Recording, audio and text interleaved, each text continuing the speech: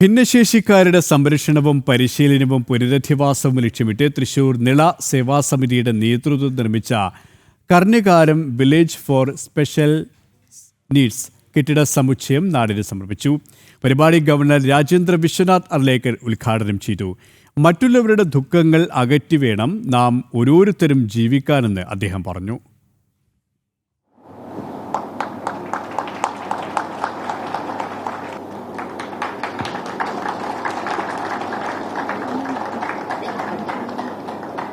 ഭിന്നശേഷിക്കാരുടെ സംരക്ഷണവും പരിശീലനവും അവരുടെ പുനരധിവാസവും ലക്ഷ്യമിട്ടുള്ള വലിയ ചുവടുവയ്പ്പാണ് നിള സേവാസമിതി നടത്തിയിട്ടുള്ളത്. ഇതിന്റെ ഭാഗമായുള്ള കർണികാരം വില്ലേജ് ഫോർ സ്പെഷ്യൽ നീഡ്സിന്റെ കെട്ടിട സമുച്ചയം കേരള ഗവർണർ രാജേന്ദ്ര വിശ്വനാഥ് ആർലേക്കർ നാടിന് സമർപ്പിച്ചു. സനാതനധർമ്മം ഏറ്റവും കൂടുതൽ ഊട്ടിയുറപ്പിക്കേണ്ട കാലഘട്ടമാണിതെന്ന് ഗവർണർ പറഞ്ഞു. കുട്ടികൾ ശരിയായ സംസ്കാരത്തിലൂടെ വേണം വളരാൻ. സംസ്കാര സമ്പന്നരായി കുട്ടികളെ നയിക്കേണ്ട കടമ മാതാപിതാക്കൾക്കുള്ളതാണെന്നും ഗവർണർ കൂട്ടിച്ചേർത്തു. സേവാ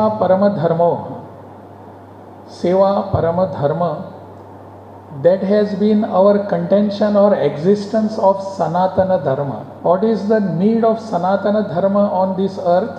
Just to teach, just to preach and just to practice that Seva itself is the Parama Dharma.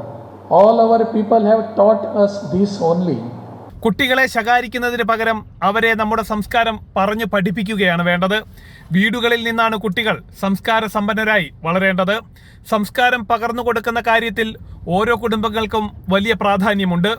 സംഘം 100ാം വർഷത്തിലൂടെ കടന്നു പോകുമ്പോൾ സേവനത്തിനാണ് പ്രാധാന്യം നൽകുന്നതെന്നും ഗവർണർ കൂട്ടിച്ചേർത്തു.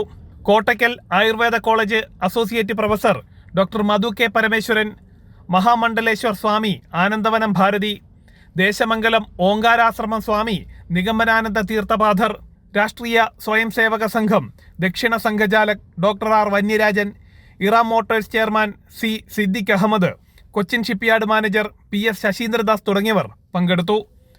ജനം, തൃശൂർ.